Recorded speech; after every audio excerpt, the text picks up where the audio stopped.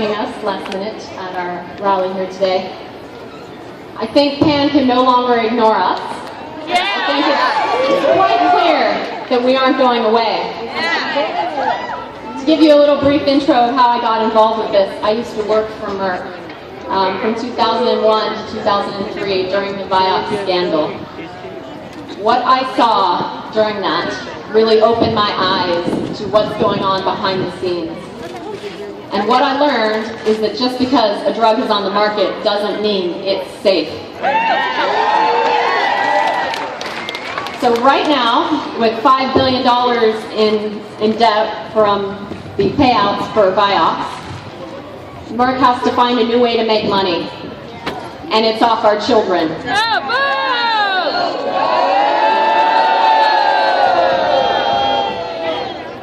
But we're here today to say our children are not for sale.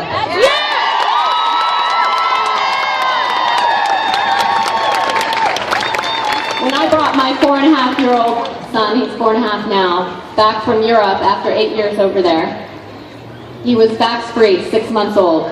I went into a peds office in San Francisco, and I had never been talked to about vaccines in Holland where I had my son.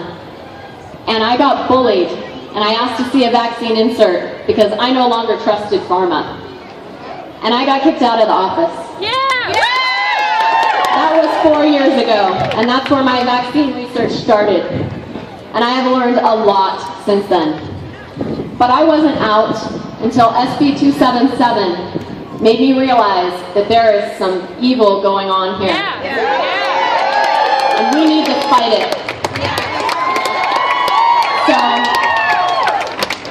a lot of people ask me, why am I taking the risk to fight this fight and do the work that I'm doing? And it is for my son, right over there, who is 4.5 years old. He would be in the kindergarten class that would first be affected by SB277.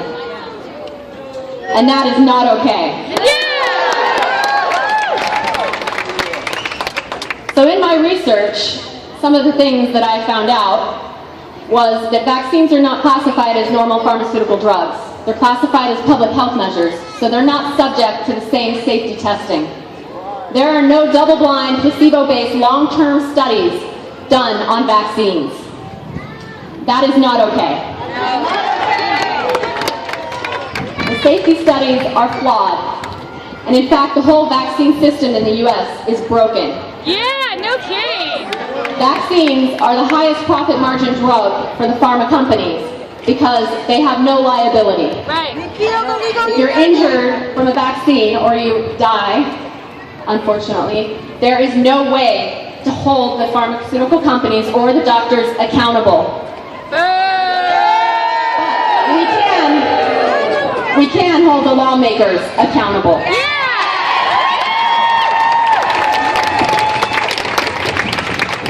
Another thing I found out was that here in the US, the way we do things with children is not like the way they do things everywhere else in the world.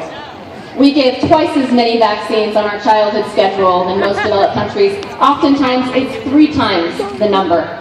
What else do we have highest in the world? Infant mortality rate, SIDS, autism, ADHD, autoimmune disorders, childhood leukemia, diabetes 1. This is the true health crisis.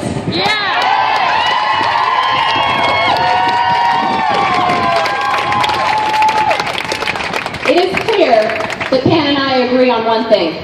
There is a health crisis in the U.S. But it is not due to non-vaccinated children.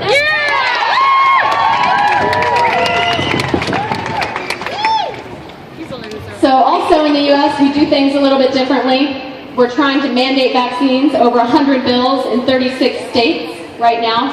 SB277 is a drop in the bucket.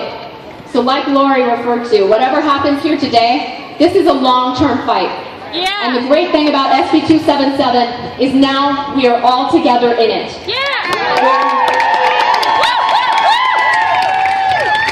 We are no longer just one family here and there. We are together, and we are going to fight this, no matter how long it takes.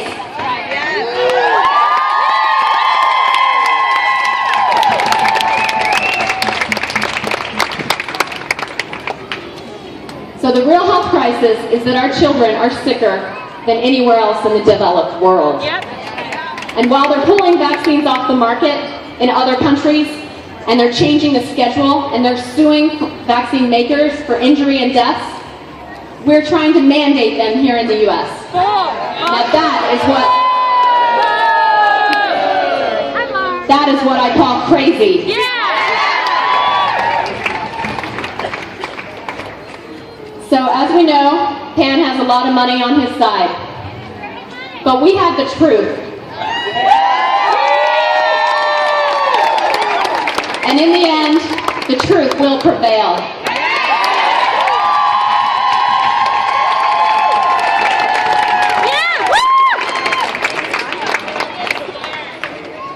So now I want to take a moment to introduce our next speaker.